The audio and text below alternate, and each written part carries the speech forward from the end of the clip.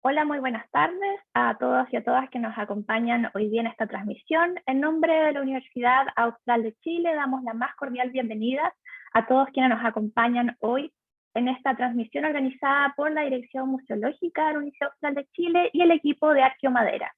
En la jornada de hoy se presentarán los avances del estudio de la colección de maderas que se preservan en los museos UH. Esta iniciativa forma parte del proyecto Fondesit 1119-1146, titulado Tecnologías de la madera en el sur de Chile, estudios de objetos y artefactos de madera desde la arqueodendometría. Para dar inicio a la actividad de hoy, dejo con ustedes a Simón Sierralta, encargado del Laboratorio de Arqueología de la Dirección Museológica, quien va a presentar a los panelistas de hoy. Adelante, Simón. Hola, buenas tardes a todas y todos. Bienvenidos a esta charla con dos amigos de hace tiempo del museo, especialmente Nicolás, que tiene una trayectoria larga de colaboración acá con nuestra institución.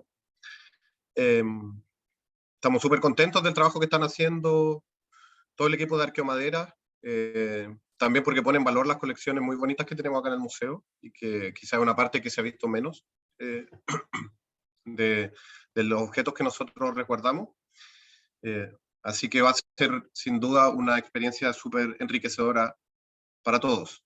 Nicolás es profesor de la Universidad de Chile, del Departamento de Antropología de la Universidad de Chile, es doctor en Arqueología, Etnología y Prehistoria de la Universidad de París I. Y como decía, bueno, es un viejo amigo del museo, en parte porque ha desarrollado ya una importante trayectoria en investigaciones sobre la navegación y la tecnología de la madera en el sur austral.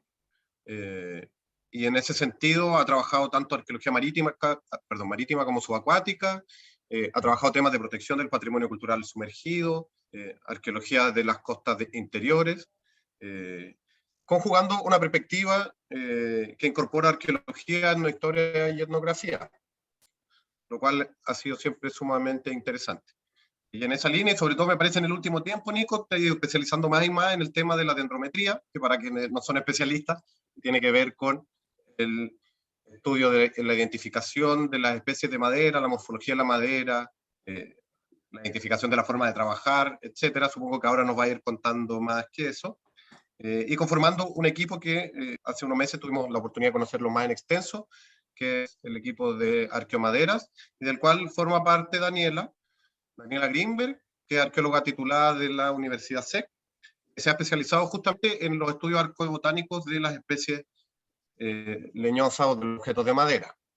Que parece que, entiendo que Daniela ha trabajado principalmente en el Norte Grande, ahora está tirándose esta aventurilla austral, así que como asistente, digamos, del laboratorio del proyecto. Así que eso, bienvenidos Dani y Nico. Muchas gracias por todo el trabajo que están haciendo y también darse el tiempo de participar de este tipo de actividades. Perfecto, muchas gracias Simón por esa presentación. Estamos muy contentos acá con Daniela de poder estar trabajando nuevamente acá en el Museo Histórico de la Universidad Austral, con este proyecto Fondesit de iniciación, que ya lo presentaron ustedes, así que no vamos a volver a repetir, y saludar con mucho cariño, muy afectuosamente a todos los amigos, amigas del museo, de la Dirección Museológica y también de nuestro proyecto Arqueomaderas, que nos vienen siguiendo, ¿cierto?, desde hace ya un par de años, cuando iniciamos todo el estudio de esta tecnología de la madera en el sur de Chile. Voy a introducir brevemente el proyecto para quienes no lo conocen.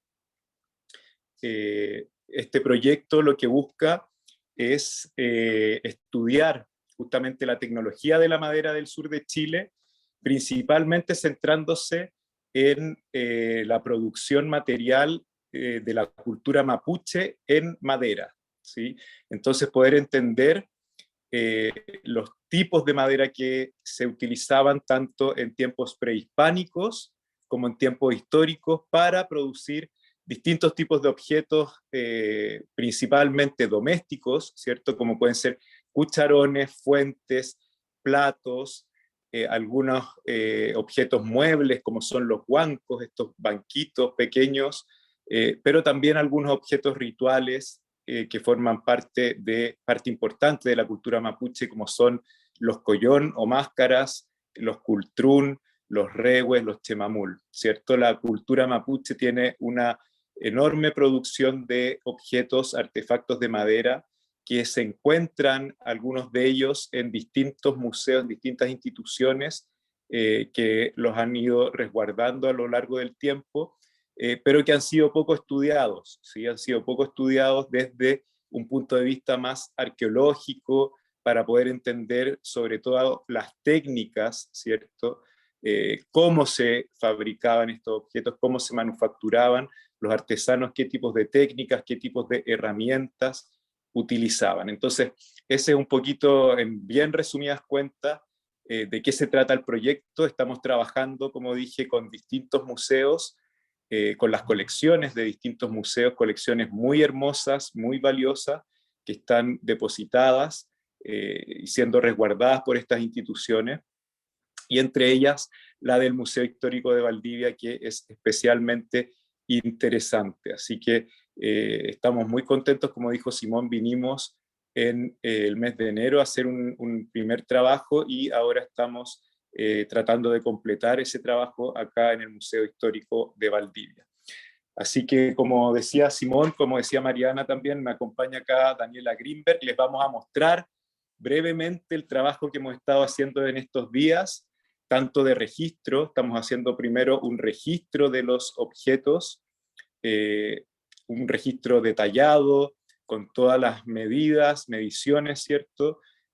Fotos muy detalladas también de los distintos aspectos y elementos de cada objeto, y también tomando algunas muestras para poder realizar la identificación anatómica de la madera, ¿sí? Eso es algo que nos interesa mucho, poder entender qué maderas, qué tipos de árboles se estaban usando en los distintos objetos, para entender si hay especialización en este uso de la madera y poder comprender de mejor manera la relación de las comunidades mapuches y de la cultura mapuche en general con el bosque y con las maderas. Así que acompáñennos un poquitito, vamos a movernos acá.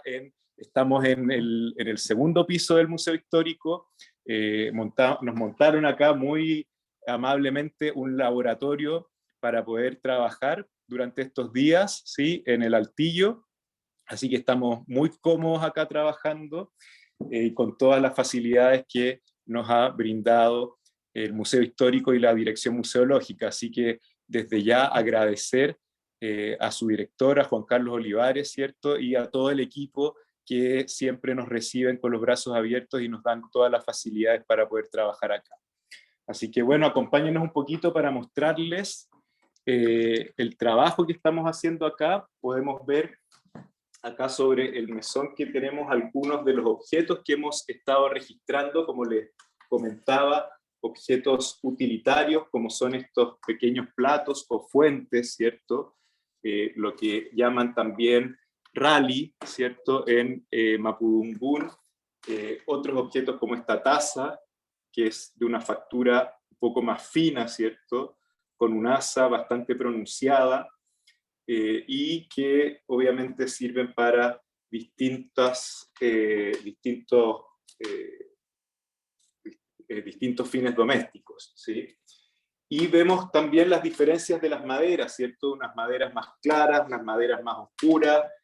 Todo eso lo queremos después poder entender a través de la identificación de las especies.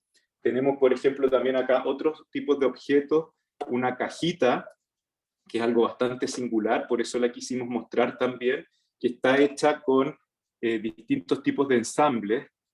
No está clavada, sino que es completamente ensamblada, y probablemente esta caja está hecha con madera de algún tipo de conífera, ¿sí? Ahí se ve muy bien las fibras que son características de las maderas de coníferas. Así que ese tipo de cosas son las que estamos tratando de entender, tanto la manufactura como en el caso de estos ensambles, ¿cierto? Con qué herramientas se habrían hecho, qué tipo de tecnología es la que se está utilizando, se está privilegiando también, y qué maderas son las que se están usando, ¿sí? En esta producción. Muy importante también, nos interesa conocer la data, ¿cierto? La antigüedad de estos objetos y de la producción de objetos de madera, de artefactos de madera en el mundo mapuche. ¿Cuál es su antigüedad?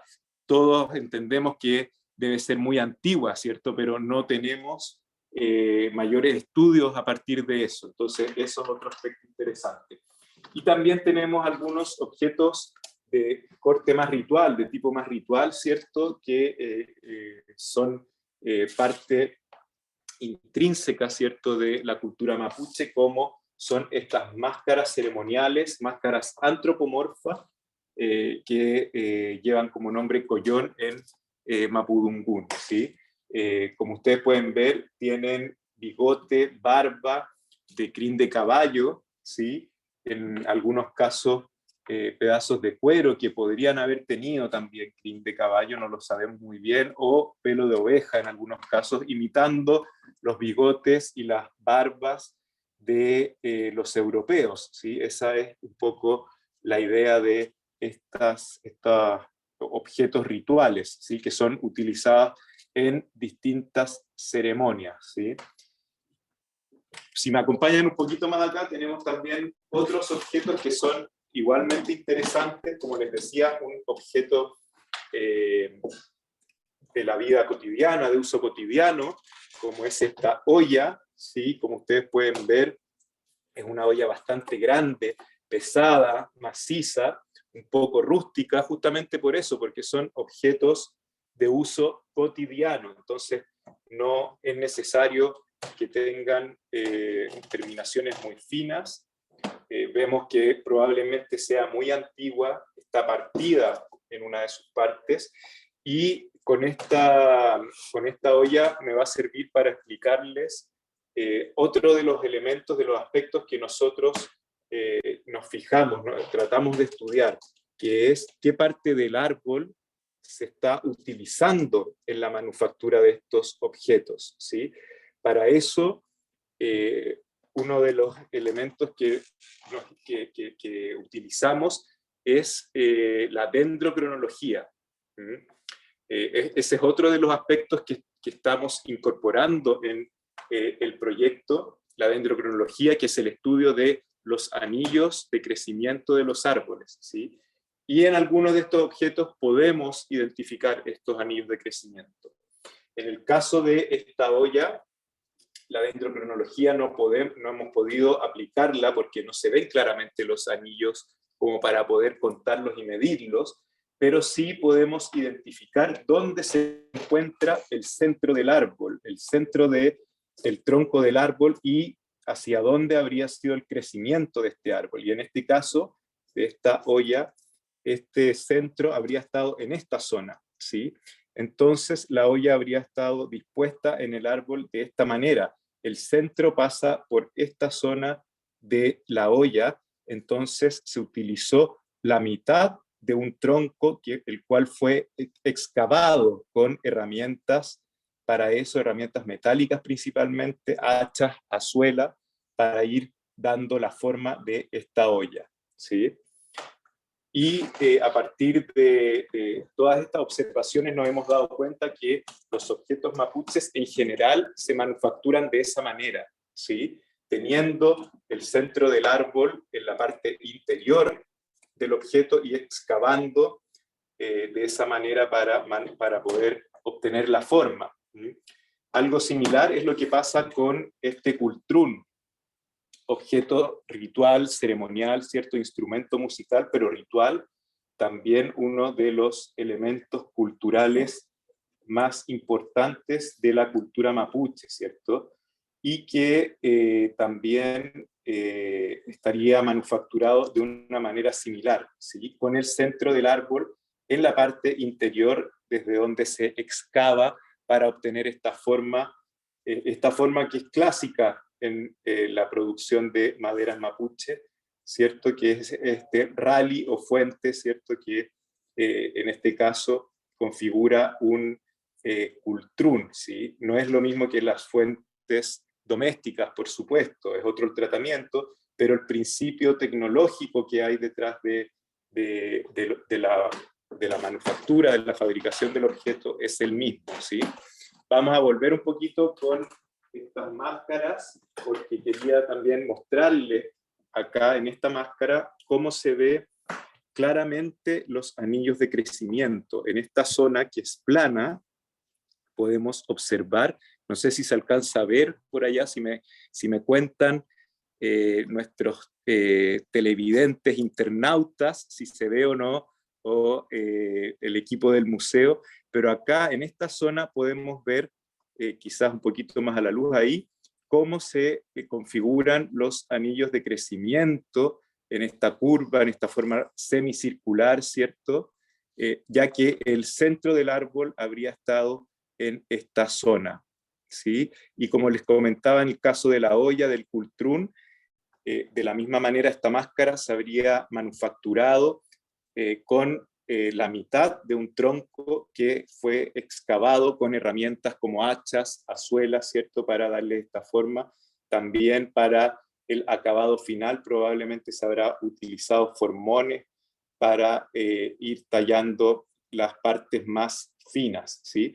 Pero este principio de entender el crecimiento del árbol para ver qué parte del árbol se utilizó en la manufactura de estos objetos para nosotros es central para poder entender la forma de fabricación y esta tecnología de la manufactura. Por otro lado, en estos objetos que son pequeños, delicados, son objetos rituales, nosotros no podemos aplicar los principios de la dendrocronología, que como les comentaba, es el estudio de los anillos de crecimiento. Para mayor información de todo esto, de la dendrocronología y de las técnicas que nosotros estamos utilizando, ustedes pueden visitar nuestro Instagram, nuestra página web, donde tenemos cápsulas informativas, donde tenemos infogramas, donde se explica todo eso, ¿sí? Pero contarles solamente muy brevemente que para objetos de mayor tamaño, en los cuales sí podemos ver más claramente los anillos de crecimiento, como son los chemamul, los rewe, las canoas, también las canoas de madera, que son troncos completos, es posible realizar estudios de dendrocronología, medir los anillos de crecimiento de los árboles para entender mejor la antigüedad de esos objetos y también el crecimiento de los árboles utilizados, si eran árboles jóvenes o árboles más de mayor edad, árboles más viejos, ¿sí? Todo eso es lo que estamos tratando de aplicar en este proyecto y en el laboratorio de arqueodendrometría que estamos implementando en el Departamento de Antropología de la Universidad de Chile.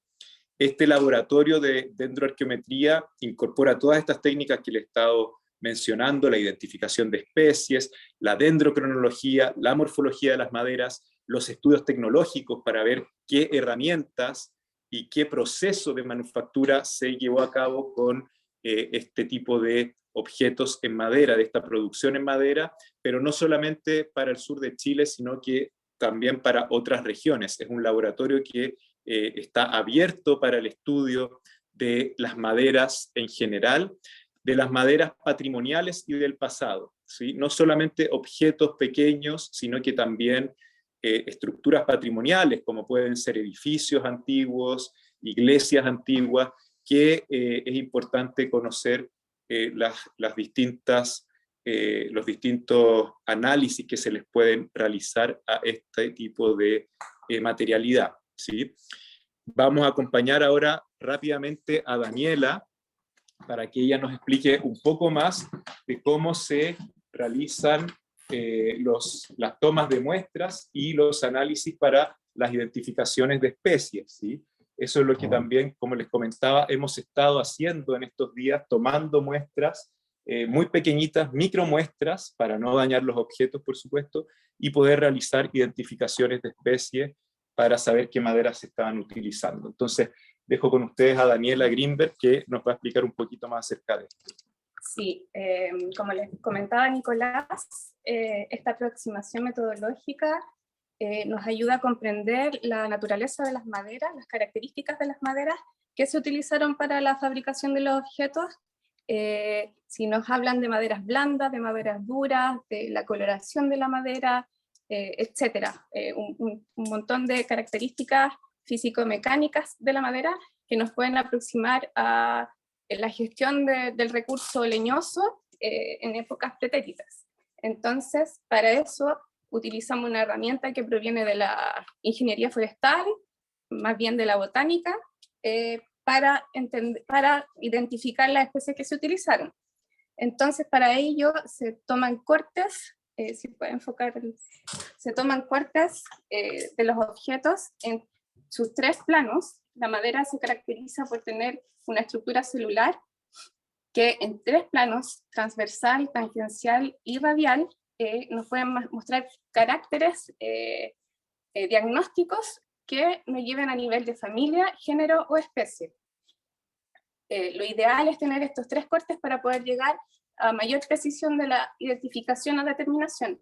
Entonces, para ello ocupamos elementos bastante simples, como bisturís, hojas de gilet, todo lo que nos ayude a sacar tejidos lo más delgados posibles a nivel micrométrico, que se puedan después ver a partir de un microscopio, que se pueda traslucir, y con ello, con la luz, podemos ver los caracteres del tejido que extrajimos. Entonces, para poder sacar estos cortes, tenemos que primero proyectar en el objeto, como decía Nicolás, más o menos la orientación del árbol que se utilizó para obtener el objeto, y desde ahí podemos definir dónde está el corte transversal, que es este corte horizontal del árbol, el corte longitudinal tangencial, que es el que cruza sagitalmente el árbol, y el corte radial, que va en dirección de los radios leñosos. Entonces, teniendo eso, podemos definir dónde hacer los cortes, siempre considerando el estado de conservación del objeto, lugares donde, aunque sea una intervención mínima, lugares donde no se pueda dañar el objeto, evitamos en lo posible no hacer las muestras en lugares con decoración, en lugares con huellas de tecnología, porque esto también es información relevante para el estudio que estamos realizando. Entonces, hay maderas que nos facilitan este trabajo, maderas blandas, pero hay maderas duras que es un poco más complejo, por lo tanto tenemos que aplicar distintos tipos de filos para sacar estos cortes, los cuales revisamos en el microscopio para saber, verificar de que estamos teniendo los cortes que necesitamos, y luego los guardamos en pequeños tubitos de plástico de Eppendorf, y los guardamos en bolsitas con su rótulo, su número, y estas bolsas, estas muestras, luego las llevamos al laboratorio de Arqueomaderas en Santiago, los cuales serán analizados por los alumnos que están trabajando para el proyecto y por nosotros, para comprender cuáles fueron los árboles utilizados. Daniela, quizás sea bueno mostrar un poquito el tipo de extracción, de dónde se han obtenido, para que nuestros internautas, amigos, amigas, ¿cierto?, que nos están viendo, puedan darse cuenta que son micromuestras las que extraemos, son bastante pequeñitas, ¿sí? Si puedes mostrar quizás el tubito con lo que extraemos, son pequeñas láminas de la madera, y ahí está la zona desde la cual se extrajo, donde se ve un poquito más clara la madera, que en realidad es un pequeño raspadito que se le hace a la superficie, ¿cierto?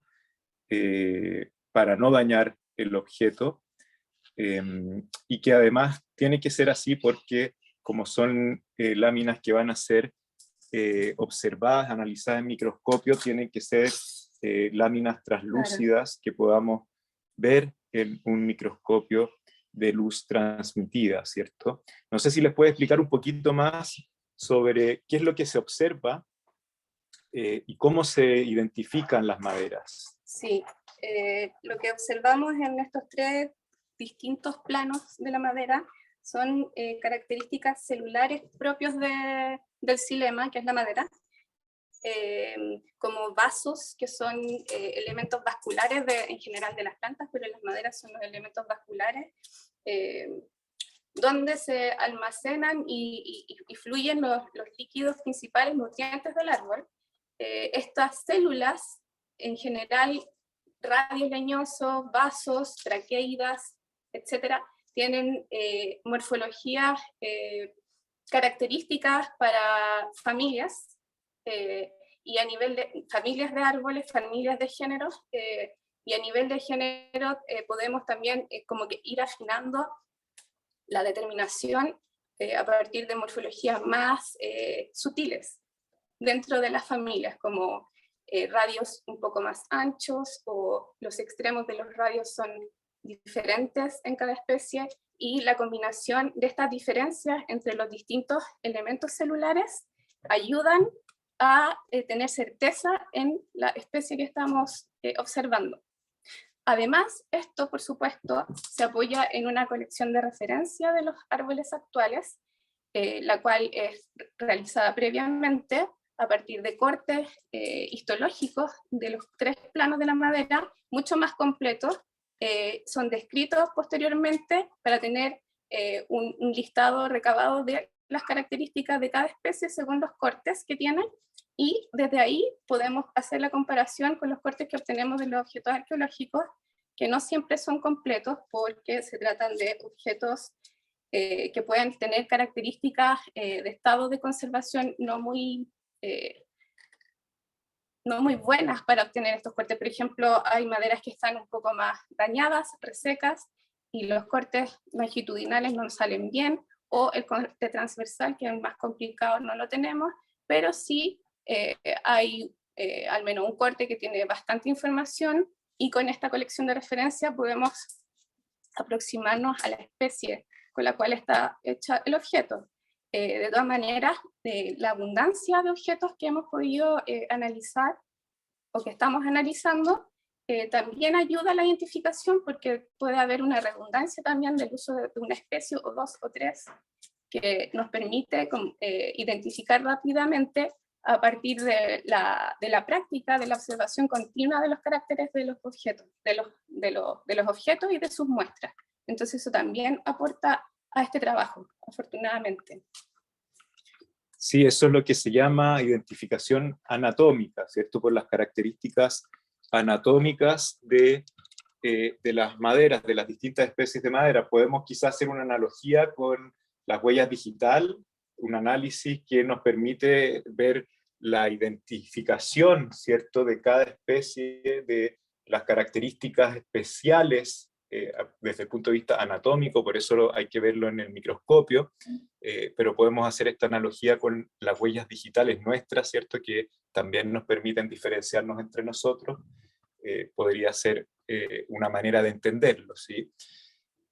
Bueno, estamos llegando al final de este pequeño recorrido que queríamos mostrarles lo que hemos estado haciendo en estos días. Agradecerle nuevamente al Museo Histórico, también a todo el equipo del Museo Histórico y a todo nuestro equipo de Arqueomadera, ¿sí? Nosotros estamos acá, pero tenemos todo un equipo del cual también forma parte Emilio Cook, que es nuestro dendrocronólogo, que lamentablemente no nos pudo acompañar, pero que habría explicado mucho mejor lo que es la dendrocronología que yo, pero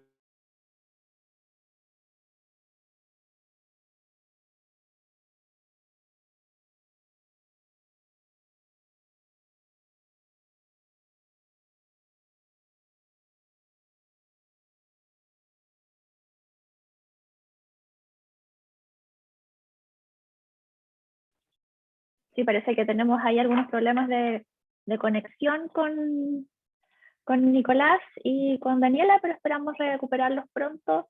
Estaba justamente Nicolás agradeciendo ahí el trabajo que ha realizado con sus colegas, y también nosotros junto con Simón estábamos viendo el chat y viendo las preguntas que están ahí, así que vamos a darle unos minutos para ver si recuperamos la conexión con Nicolás y volvemos ahí a las preguntas que nos han estado dejando en el chat las personas que han seguido la transmisión. Igual aprovechamos esta instancia para recordarle a todos de que pueden seguir nuestras actividades que realizamos aquí en la Dirección Museológica, en todos los museos que la componen, en la página web www.museosaustral.cl, y estar ahí atentos a las actividades que se vienen durante las próximas semanas. Ahí veo que ha vuelto Nicolás y Daniela, así que les doy el pase nuevamente. No los escuchamos, así si pueden abrir sus micrófonos, ahí podríamos recuperar la conexión. Ahí sí. Sí, gracias Mariana. Decía que tuvimos un pequeño problema técnico, pero ya estamos de vuelta. Así que estamos ahí atentos a las preguntas que puedan haber de nuestros amigos y amigas. Súper entretenido. Hay una pregunta en el Facebook de Sandra Bustos. Preguntaba en este análisis de los objetos macroscópicos, digamos, si es posible identificar si las maderas fueron tratadas de alguna forma antes, durante el trabajo, por ejemplo, que hayan sido cocidas o que hayan sido tratados con hierba, ablandadas con algo. Súper buena pregunta, Sandra, así que muchas gracias. Lo que nosotros podemos ver es lo que está en el objeto en la actualidad, ¿cierto? Entonces podemos entender si hay algún tratamiento de superficie que lo veamos ahora, actualmente. Entonces, si se le ha aplicado cera, por ejemplo, hay algunos artesanos que en la actualidad a sus piezas le aplican cera de abeja, aceites vegetales, ¿cierto? O mezclas de distintos elementos para curarlos, ¿cierto? O conservarlos o resaltar los colores, ¿sí? Y eso podemos ver en los objetos, ¿sí? Si han sido cocidos en agua, por ejemplo, cosas así, todavía no hemos podido identificar eso. Pero sí los tratamientos superficiales que se observan de pulido, de aplicación de distintos productos son claramente notorios, ¿sí? Así que gracias por la pregunta. Y yo quería preguntarte a ambos, porque ustedes no solamente han estado en nuestro museo, sino que han estado en otras instituciones, en otras colecciones, digamos, de otros lugares del sur. Entonces, también, si en este recorrido que están haciendo por las colecciones, han visto diferencias que puedan, en la forma, por ejemplo, de trabajar los objetos, o más similitudes, digamos, ¿ven divergencia o convergencia en términos de las tradiciones tecnológicas que están involucradas en la tecnología de la madera mapuche, en este caso, mapuche huilliche, a lo mejor podríamos hablar acá en Valdivia, ¿sí? Sí, gracias Simón por esta pregunta también, que es parte también justamente de lo que queremos ver en el proyecto cuando lo planteamos inicialmente, ¿sí? Las diferencias que pueden haber en el hacer, ¿cierto? En el desarrollo tecnológico, como llamamos nosotros, ¿cierto? En los tipos de especies que se están utilizando. Todavía todo eso está muy preliminar porque hemos hecho revisiones parciales en distintos museos, en el Museo Precolombino, en el de Historia Natural de Santiago, en el MAPA, en el Museo Regional de la Araucanía también. No hemos todavía completado ese trabajo, pero sí encontramos algunas similitudes, como por ejemplo lo que les comentaba de la forma de trabajar el tronco, ¿cierto? Siempre como desde el centro, excavando, sustrayendo material. Es una tecnología como sustractiva, que se le llama, ¿cierto? Más que de tallados, ¿cierto? Y en ese sentido también en algunas formas de las caras, en el caso de los diseños antropomorfos, ¿sí? De las máscaras, de los regues, de los chemamules, se pueden identificar algunas similitudes y algunas diferencias, ¿sí? Que que creemos que pueden ser como locales, ¿cierto? Que se podría identificar de qué lugares o en qué lugares se desarrollan esos distintos caracteres, ¿cierto? Pero lamentablemente la mayoría de las colecciones no tienen una buena contextualización, no se sabe bien los lugares exactos de procedencia.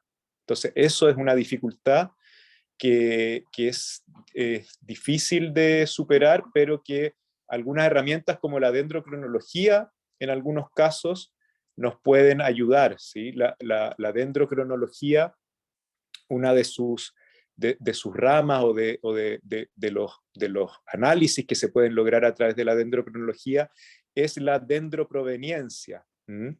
Es posible establecer a nivel local desde dónde habrían venido los árboles que se utilizaron, ¿sí? Cuando es posible analizarlos. En el caso, por ejemplo, de los rehues, chemamul, si se tienen los datos, la información correcta, necesaria, es posible llegar a identificar la procedencia a través del estudio de sus anillos de crecimiento. Sí, quisiera agregar una cosa, que desde la determinación de la taxonomía o identificación de especies también podríamos encontrar una convergencia si es que existe similitud en la misma utilización de una especie para el mismo objeto en distintos lugares. Entonces ahí habría una estandarización, entre comillas, del uso preferente de un tipo de madera para ese objeto. Se busca esa madera por alguna razón. Entonces esa es una de las respuestas que queremos obtener a partir de este tipo de análisis. Para el caso de la pregunta anterior, me gustaría agregar también que para ese tipo de preguntas, nosotros también nos estamos aproximando desde las entrevistas a artesanos actuales que trabajan con la madera, teniendo una tradición del trabajo de la madera. Entonces, a través de la observación de cómo ellos trabajan la madera y haciéndoles preguntas, tenemos nuevos datos que no podemos ver desde los objetos, de cómo tratan las maderas antes, durante y después de la elaboración, como el secado de los objetos, que uno puede creer que se hace antes de hacer la pieza, y nos encontramos con una realidad diferente. Entonces estamos utilizando también esta vía de análisis para incorporar estos datos que no podemos ver en laboratorio. Super. Oye, y en ese sentido, no solamente en términos de los tratamientos, pero ¿han visto continuidad entre las cosas que ven en los objetos? Por ejemplo, esa olla, tú decías que era muy antigua probablemente, yo sé que hemos conversado de otros objetos que son bien antiguos acá, y si hay continuidad en ciertos aspectos tecnológicos de la selección de especies respecto a lo que están viendo en comunidades actuales. Sí, también eso es súper importante, Simón. Bueno, eso también está todavía en un estado inicial, el trabajo con artesanos. Estamos comenzando recién ese trabajo.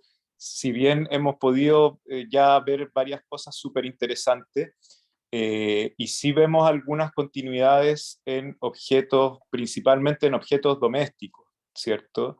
En objetos de uso doméstico, pero también se ven discontinuidades o innovaciones, ¿sí?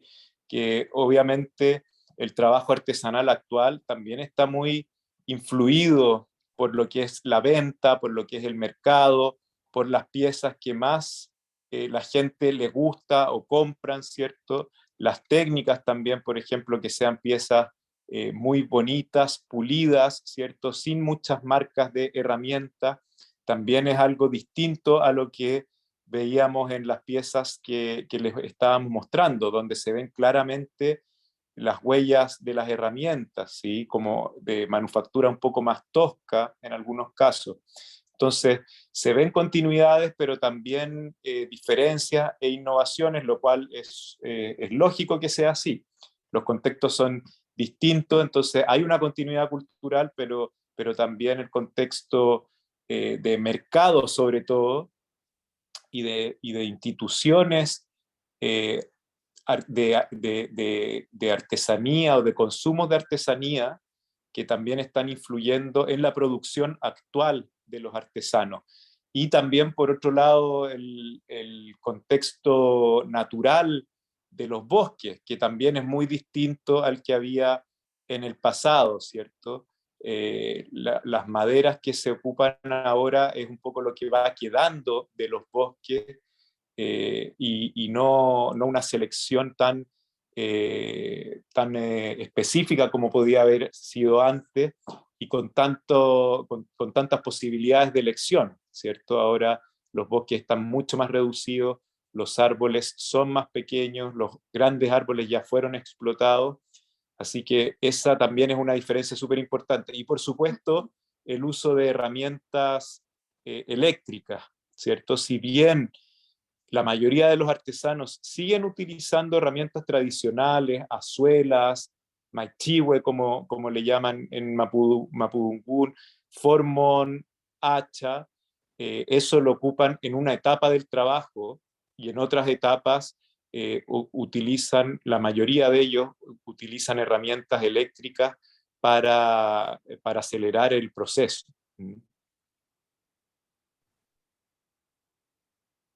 Súper, súper, muchas gracias. No tenemos más preguntas. No sé si le doy el pase a Mariana para que haga un cierre, pero por mi parte muy agradecido de la experiencia y siempre obviamente de recibirlo acá en el museo. Sí, muchas gracias, Simón, también por darme el pase, y también agradecer a Daniela y a Nicolás por permitirnos conocer los avances de esta investigación y también descubrir de cierta forma qué nos dicen los objetos de madera sobre el pasado. Así que muchas gracias también por esta oportunidad de conocer el trabajo, y también queremos agradecer a todos que nos han acompañado en esta transmisión en vivo, en esta jornada donde hemos podido dialogar sobre este tema tan interesante como es la madera, la dendroarqueología o dendrometría. Así que muchas gracias, y los invitamos a estar atentos a nuestra página web, es donde vamos a estar publicando también las próximas actividades que se vienen ahí en mayo en el mes del patrimonio. Así que muchas gracias, ya estamos, esperamos poder estar prontamente junto a Daniela y Nicolás ahí conociendo un poco más sobre este estudio, y también comentando otras actividades que realizamos en la dirección de Museos Web. Así que muchas gracias. Nos vemos pronto. Chao, gracias. Chao, chao. Chao. Chao.